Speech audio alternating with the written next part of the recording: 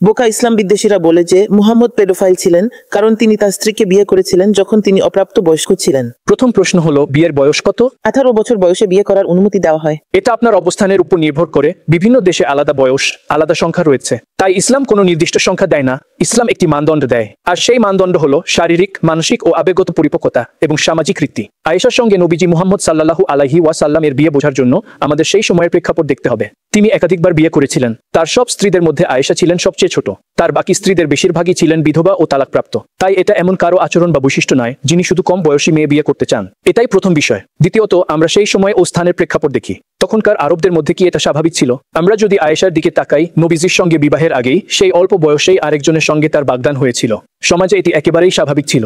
মানুষের গড় আয়ু কম ছিল এবং নারীরা কম বয়সে বিয়ে করত। আর ইসলামের শত্রুরাও কখনোই নবী মুহাম্মদের আয়েশার সঙ্গে বিয়ে নিয়ে সমালোচনা করেনি। কেন? কারণ তখনকার সমাজে এটি ছিল একেবারেই স্বাভাবিক ব্যাপার। বিশ্বব্যাপী গত 1000 বছরের বেশি সময় ধরে এটা কখনো কোনো সমস্যা ছিল না, যতক্ষণ না আমরা সাম্প্রতিক সময়ে বিয়ের জন্য নির্দিষ্ট বয়স ঠিক করেছি। আসলে তার বাবাই নবীজির সঙ্গে তার বিয়েতে সম্মতি দিয়েছিলেন।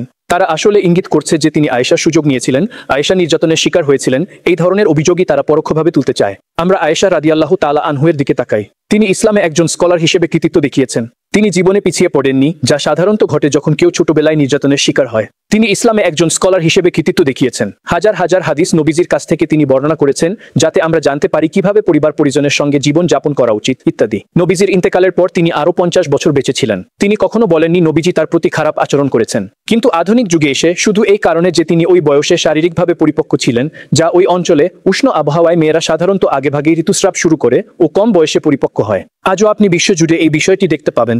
কিন্তু শুধু শারীরিক পরিপক্কতাই যথেষ্ট নয়। প্রশ্ন হলো, একজন মানুষ কি মানসিকভাবে বিয়ের জন্য প্রস্তুত? এবং তারপরও সমাজ কি এটিকে স্বাভাবিক হিসেবে গ্রহণ করে? তাই বর্তমান যুগে কোনো মেয়ে শারীরিক ও মানসিকভাবে প্রস্তুত থাকলেও সমাজ এটিকে স্বাভাবিক হিসেবে গ্রহণ করবে না। তাই এটা এমন কিছু নয় যা আমরা আজকে চর্চা করি। আর ইসলামেও এমন কোনো নির্দেশনা নেই যে প্রতিটি মুসলিম পুরুষকে এই বয়সী নারীদের বিয়ে করতে হবে। আমি পুরোপুরি বুঝতে পেরেছি। ব্যাখ্যা করার জন্য আপনাকে ধন্যবাদ।